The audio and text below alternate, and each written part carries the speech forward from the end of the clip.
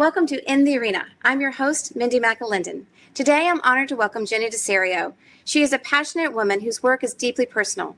After a heartbreaking loss of her son, Mason, Jennie turned her grief into action, becoming a leading voice for online safety and mental health awareness.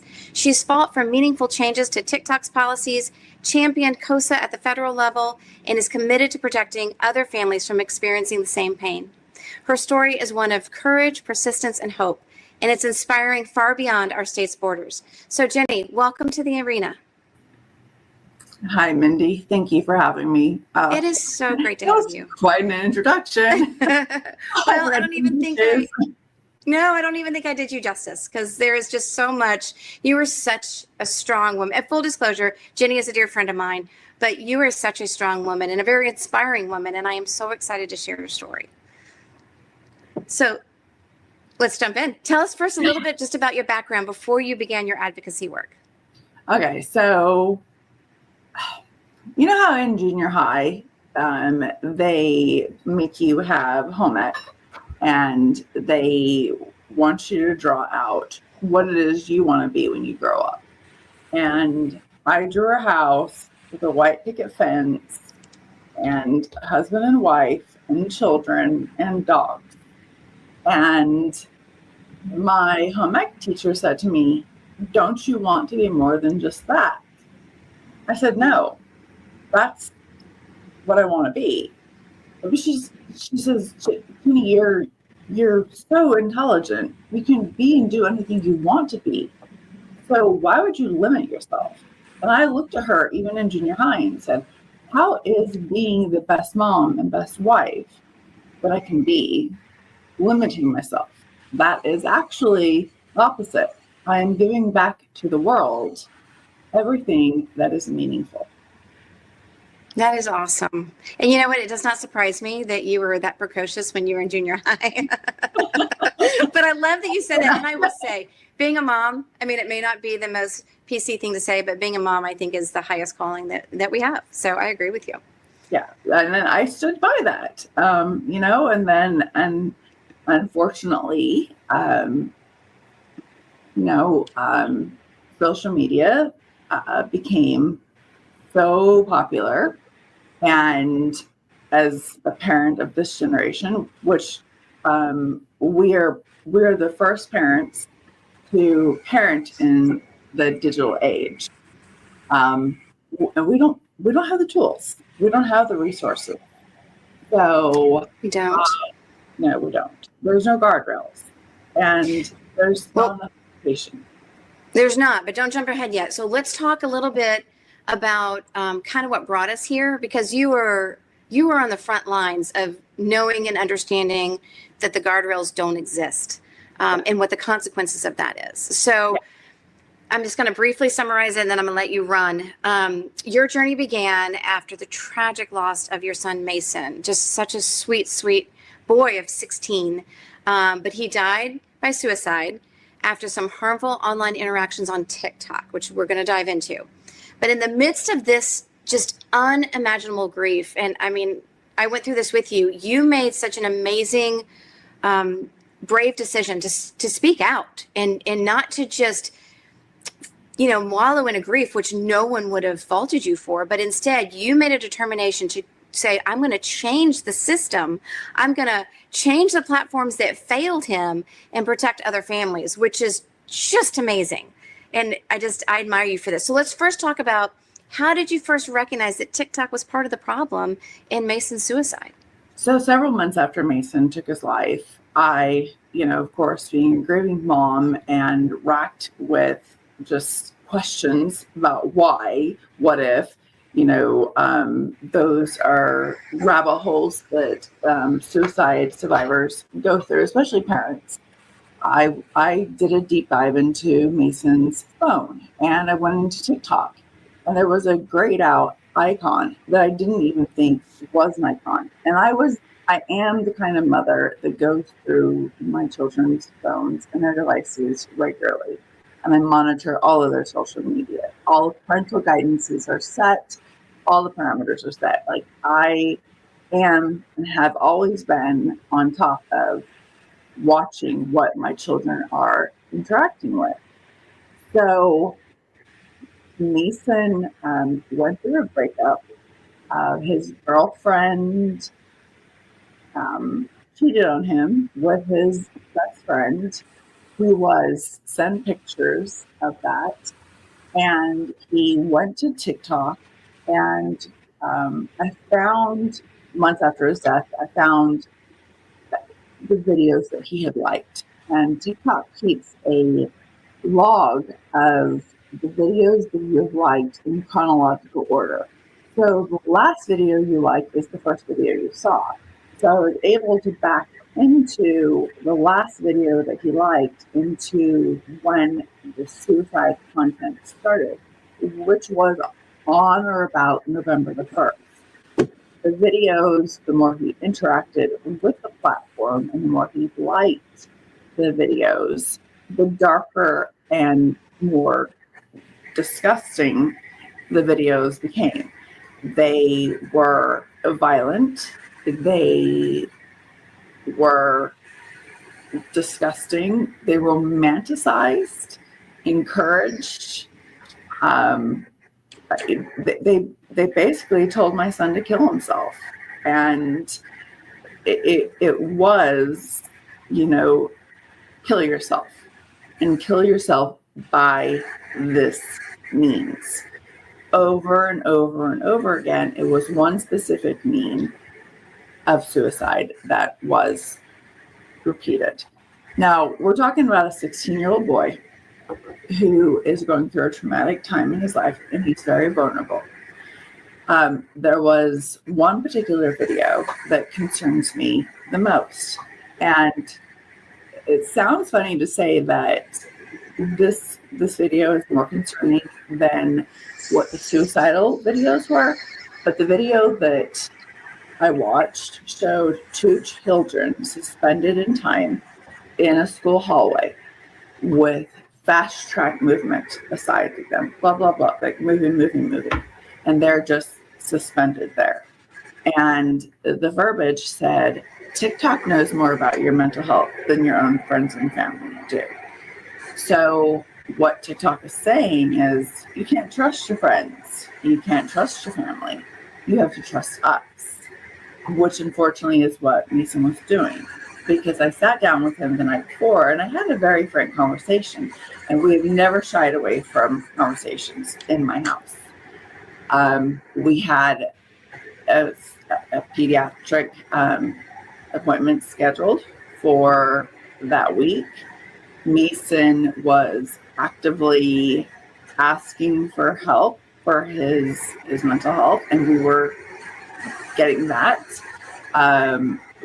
We were that day talking about, hey, which therapist do you like the best? I underestimated the addiction that the phone had with Mason. And that night, I wanted him to get a good night's sleep, and I did something I routinely did, and I took his phone from him. He had what I can only call as a nervous breakdown. And again, I inadvertently created a mental health crisis. I think most parents would say, hey, if I know my child's struggling, I'm going to take the phone. I'm going to remove what I see as being the danger and the harm. Well, in this instance, it did not turn out the way I would have liked, of course. Mason ran across the room. He punched me. He fractured my occipital orb right here. And Mindy, you know that was not Mason. It's not Mason. It was not Mason. Such a sweet kid. Yeah. I know. And adored you. I adored me, protected me everywhere I went. Yeah. I literally, everything I did, Mason was like, that's my mom. That's my mom. Great. That's my mom. So, but it wasn't him, right? It was this addiction that had taken over. The addiction.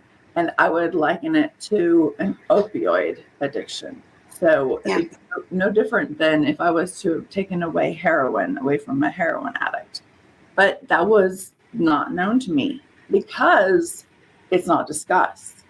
And especially 2.5 years ago, this was not a subject that was being talked about. It was quiet. People were hiding from it. And I remember when I found the videos, I sent you a message. Mm-hmm. And I said, Mindy, I said, like, if there's not something being done about this, then I have to do something. I have to be the one to sound the alarm. I'm going to scream from the mountaintops. So you helped me get linked up with several organizations that worked with or are working with legislators to get meaningful legislation passed. So our children aren't exposed to the various harms, because suicide content isn't the only thing that's out there. It's not. We also have body dysmorphic content. Mm-hmm. I'd have to pull the stats to quote them accurately, but I do think that 80% of the fentanyl that is sold to children, and again, I don't have the exact numbers in front of me, so I'm going off of memory, but 80% of the fentanyl that's sold to our children is being sold to them via Snapchat.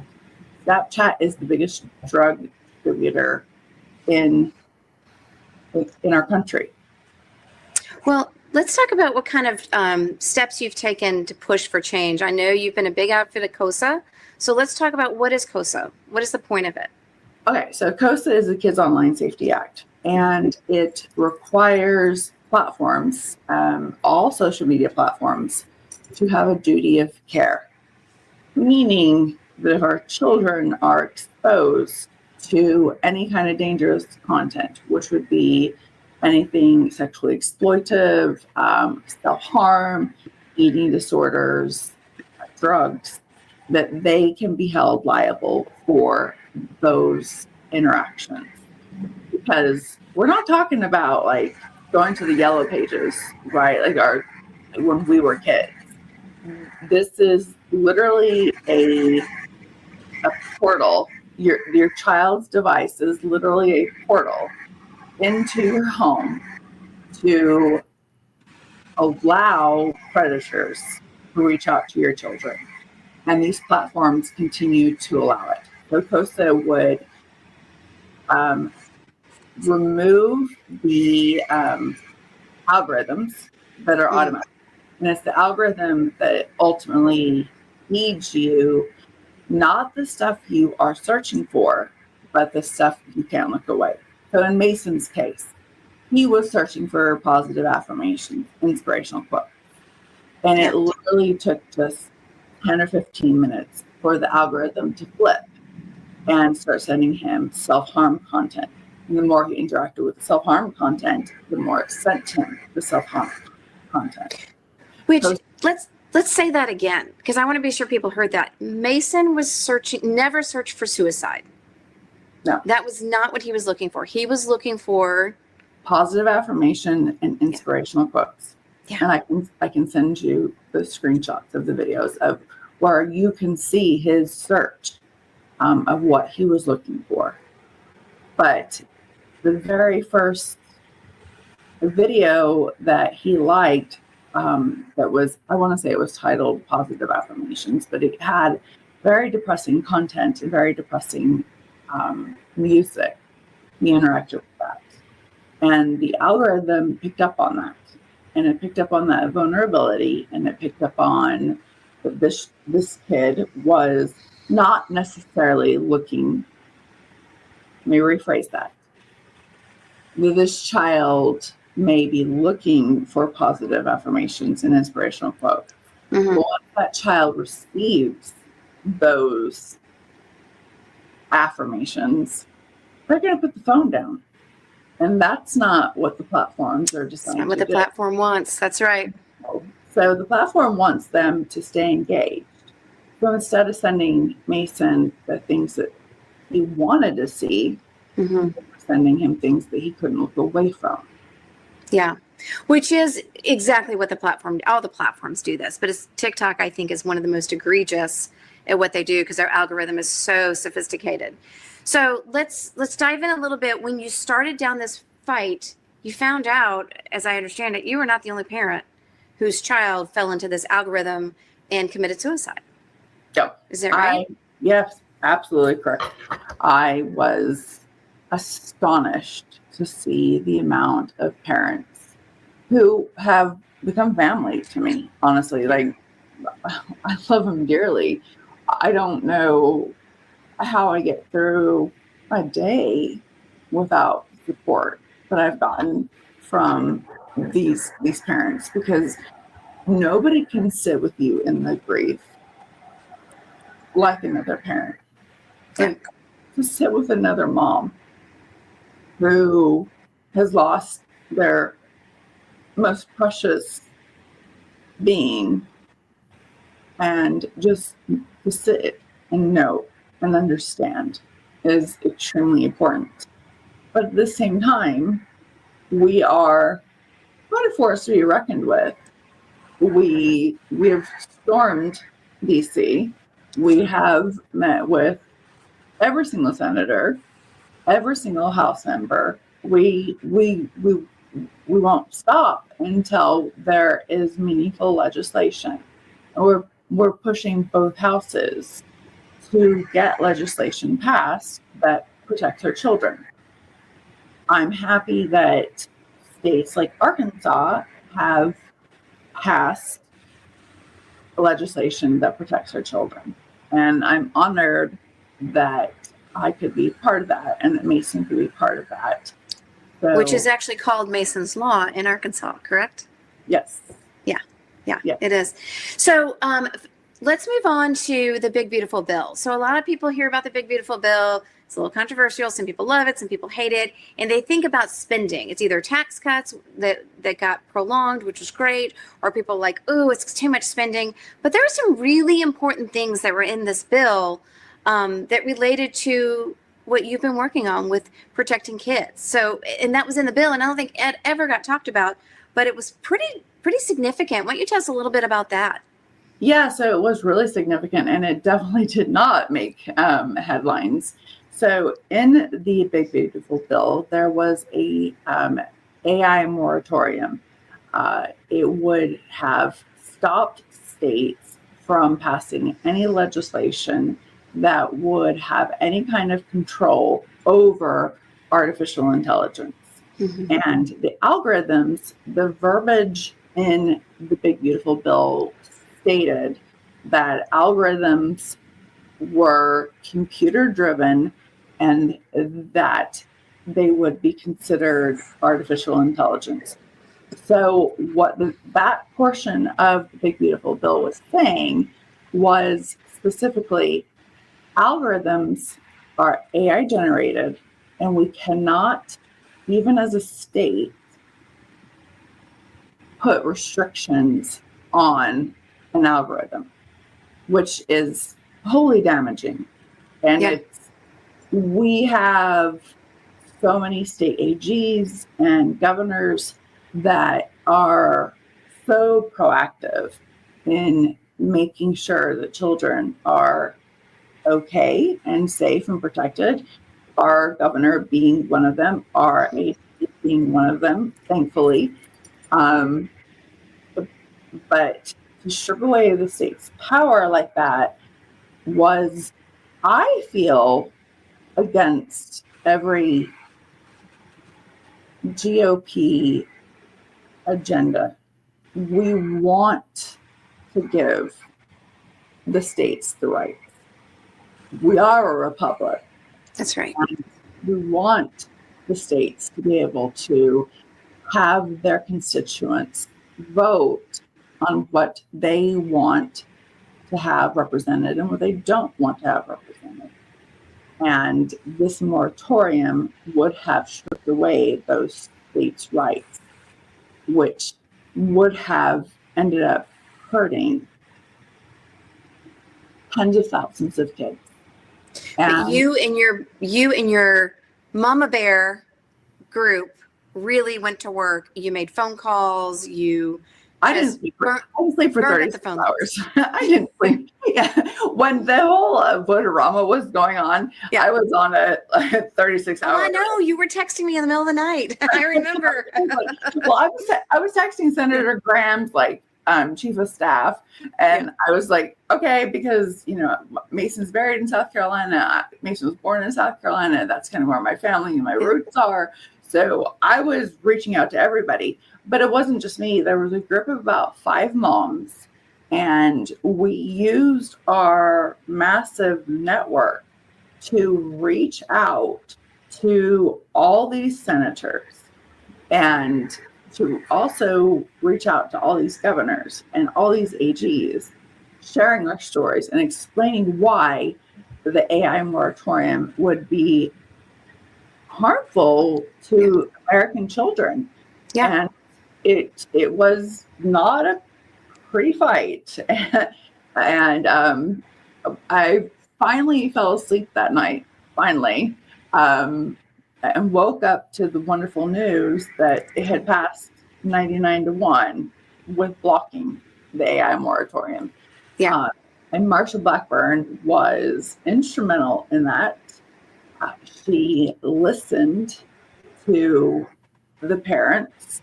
And I do think that there are a lot of other senators that listened to the parents. Because the voices, you can have all these lobbyists that have, tens of thousands of dollars thrown at them every single year. But you can't look at a parent who has a board full of memories of their deceased child in their child's room that remains untouched and not be impacted. So I do feel like the parents are going to win. I have to have faith in that. I have to have trust in that, because that is true democracy at work. It is. And I do love, that is what you're supposed to do, right? You're supposed to listen to your constituency. And we know that DC has gotten all upside down on how that works. But I think that you did. It's such an American story that these just 5 or 6 mamas came in and literally changed the big, beautiful bill. You changed the direction it's headed with great leadership, as Senator Blackburn, who, is a personal favorite of mine, but she has been a real advocate, even with COSA, fighting that fight all along. And so she just has done an amazing job. But you 5 or 6 moms really made an amazing impact and made a difference for hundreds and hundreds of kids without question. So we thought we blocked it, but it wasn't even, it's not even that it was a bipartisan issue. It's a nonpartisan issue. Correct. So it should be. It was. And so it involved Senator Klobuchar and Blumenthal and Blackburn and Hawley. So again, you don't hear those names together very often. No, but guess what? You do hear them together in kids' online safety.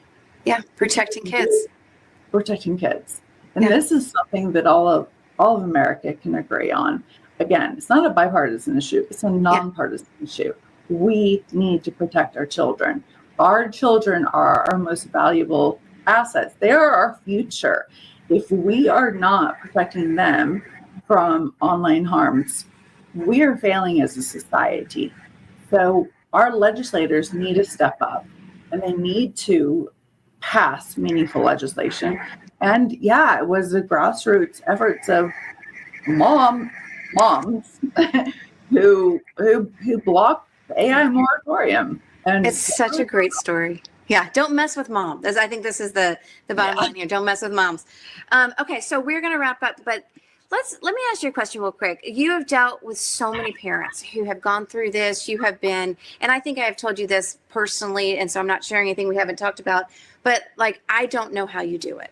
I saw you, even just a few months after Mason's death, helping other parents go through a death of their child and supporting them. And I was in awe of, and I've told you this personally, I don't know how you do what you do. I don't know where your strength, other than from the Lord, I don't know where your strength comes from. and your love of Mason, I think, and fighting for him. But what would you tell someone who maybe has a child they think is going through some sort of crisis, or maybe they've lost a child? What kind of tools or resources would you offer to them to say, here's what you can do, or here's how you can plug in, or here's some help?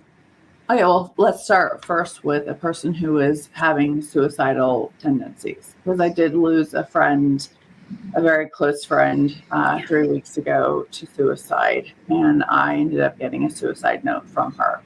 I called in a welfare check for her, and it was ignored. But for those who are suffering and having some kind of suicidal ideology, there is always the hotline, the suicide hotline 988 that you can call. If you are a parent, you can reach out to me personally. You can reach out to the Parents Network, which is based with the R12 Foundation. There are a lot of resources out there. My personal attorney is Social Media Victims Law Center. They represent some of the biggest cases out there. They were featured, and I was featured in a documentary recently that's called Can't Look Away, and it's on jolt.film. It explains a lot.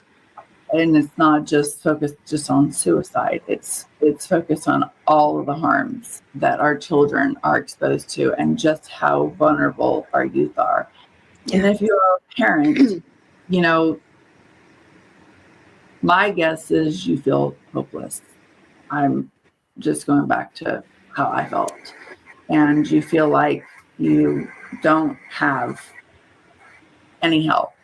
And you've got a very stubborn child who is being peer pressured into having social media and interacting with social media. And whether we think we have all the controls or not, we really don't, because they can get access to devices that have Wi-Fi compatibility, and they can set up accounts that we're not even aware of, which is what happened in Mason's case. So as parents, if you're seeing addiction in your child, speak to your pediatrician, find a therapist, work with your school, have your school set up alerts, and talk about what you feel like are the signs that your child is struggling. For Mason, he would scratch. He would scratch at his arms, he would scratch at his legs. And that's when I knew that his anxiety was really, really high. And when he was at school, he would scratch his arms, he would scratch his legs, he would put his hoodie up over his head. And the day he took his life, I had reached out to one of his favorite teachers, and I was like, hey, we've seen Mason today. How's Mason doing? Mason was famous for his huge, huge smile. No, she's like, Jennie, everything's good. I saw him. He was in the lunch line, and I got the Mason smile. So I know that doesn't sound really empowering, but you have to be proactive and know that your child is most likely not going to come to you. So go through all their social media accounts, check their rooms for devices that might be hidden. Look under their beds. Look, I'll give you one of the things my boys told me. They were actually hiding devices behind pictures that I didn't know about. So good to know. Yeah. So children, when I was a child, I don't know about you, Mindy, I might have been a little more rebellious than you were. But I'm not confessing to anything. My parents watch this. Well, I'll admit it. I'm not. So I was rebellious more than you were, Mindy. Yeah. So when my parents would take my phone away from me, I had other phones hid in my room. Yeah. And because they were $10 at whatever local discount store I could get. So then my mom would find one of those phones, and then, okay, let her take that phone because I got 14 other like kids without my room. But listen, that's what teenagers do. It was resourceful. You were resourceful. Where there's a will, there's a way. And that is the definition of teenager. I am right with you. Exactly. So that's what we need to, as parents, be aware of, that, we want to have total control, but we have to realize that we don't. And that's where we need help from our state and our federal government to help us with that. Yeah. And you are definitely fighting for that. Okay. So I'm going to wrap up because we're a little bit long, but last question. What is one thing that you hope to still accomplish in your lifetime in terms of public service and advocacy? Like if you could do one more thing, you've done so much already to fight for our kids, which I'm grateful for, but what is that one more thing that you would do if you could? Okay. I might start crying on this one. I don't want to stop at just protecting American children. I want to protect children all across the world. I get messages from parents from everywhere, from Turkey, from Italy. Oh no, and not Italy, because Italy has restrictions, but Turkey and the Netherlands and South American countries, Guatemala. Just got a message from a parent in Argentina, and they have access to content that children should not have access to. Suicidal content, dark web content. So I want to see social media harms removed, but I want to also sunset Section 230. So our laws don't just protect American children, but they protect children all over the world. That's amazing. That is an amazing, and I have actually no doubt that you will make that happen. So I know you well enough to know that there's nothing that stops you. So, Jennie, I've really enjoyed our time today. I just enjoy time with you in general, but I've enjoyed our time today. We always talk about you. Yeah. It's always good to see you. It's good to see you. Thanks for coming on. Thanks for sharing Mason's story. I mean, I know it's every time you tell it, it brings up a lot, but you are so articulate and you do such a great job of just sharing that and being a fighter for all of our kids. So thank you for that. I appreciate it. Thank you. And I do feel like while it's Mason, it's also God that's helping me and leading me through this. Having such a simple background that I do, the fact that I've been able to make as much change and bring as much awareness as I have, that's not just me. I have help. And I know where the help is coming from. And I go to bed every night thankful for that. That's amazing. You're an amazing woman. Jennie, I look forward to seeing you soon. See you in a few days. Thank you. Take care. Okay. I appreciate it. Bye-bye. Well, I hope you've enjoyed, or at least benefited and learned from Jennie DeSerio's story today. It is such a powerful reminder that even in deep grief, courage rises up. She told us about the loss of her son, Mason, who was just such a sweet, sweet young man. But he had some interactions with TikTok that led him down a path that he wasn't searching for, but that he went down and he committed suicide. And through that, she has become just a fierce advocate for online safety, for kids' mental health, taking the fight, not just in Arkansas, but all the way to DC and to our capital. She has fought for KOSA, Kids Online Safety Act, to be passed. She helped fight back with some other moms to make sure that this was protected in the big beautiful bill, and she continues to push forward with persistence to save lives. So I just really appreciate Jennie sharing her heart today. As she said, if anyone is suffering from mental health and is looking for some information, dial 988 on your cell phone, and you can be connected with the suicide hotline. But I really appreciate Jennie reminding us that one person's determination can change the world, because she certainly has. And so thank you to Jennie, thank you to Mason, and I look forward to seeing you next week in the arena.